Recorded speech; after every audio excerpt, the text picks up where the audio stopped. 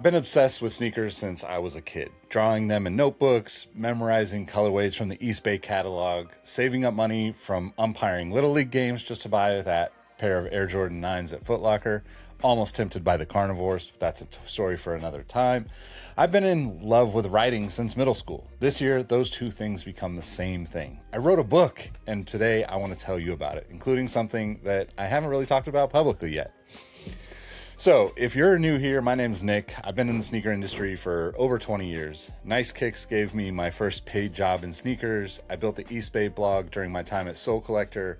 I led the first team dedicated to covering sneakers at Complex. I helped shape how companies like Finish Line and Foot Locker talk to sneaker culture.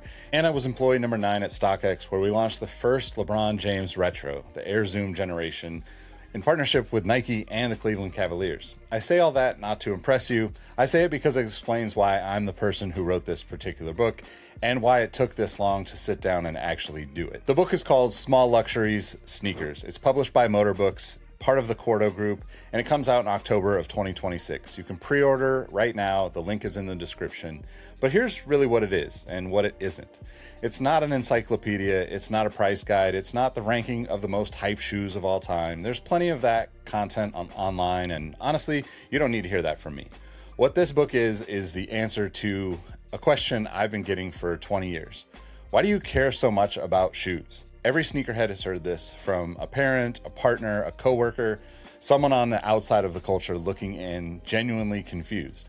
And most of us have never had a great answer, not because the answer doesn't exist, but because it lives in your chest before it lives in your head. It's within you. It's hard to talk about sometimes. This book is that answer.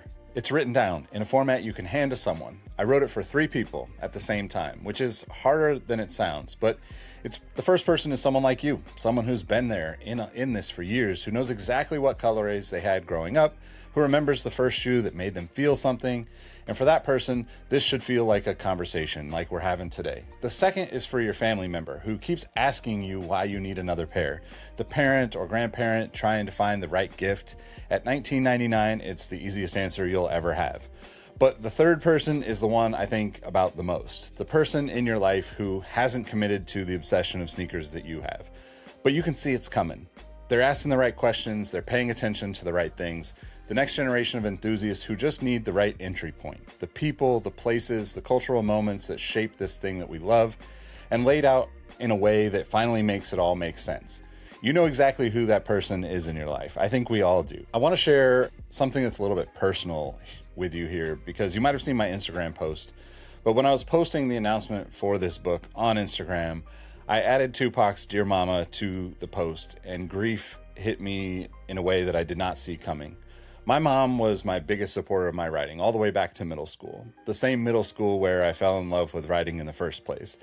In 1995, when Tupac released Dear Mama, it was a few weeks before my mom's birthday. I got the cassette single and I played it for her, and she got it. She understood in that moment that there was more to the music than what the news was telling her to be afraid of. From the time I got my first cell phone, I sent her a text that said, "I love you," every single time I heard that song. Every time, no exceptions, until last year when she passed away. I wrote about Tupac in this book, his Fila Grant Hills and the All Eyes on Me album insert, the way one of the greatest rappers of all time connected basketball shoes to hip-hop culture just by choosing what he wanted to wear. My mom won't ever see this book, but it was for her as much as it was for me or anyone who reads it. Grief hits without warning, and I think that's worth acknowledging. I hope you have something as simple as sneakers or writing or music that helps you connect with the people you love. And if you haven't told someone important to you that you love them today, do it today while you can.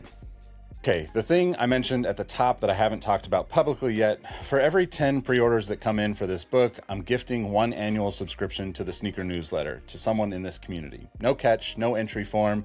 Every 10 pre-orders, I'm going to pick some person at random, reach out directly, and gift it. So if you randomly get an email from me one day saying you're now a paid subscriber, it's not a scam. It's just a thank you from me. The people who watch this channel and the people who would buy this book are largely the same people.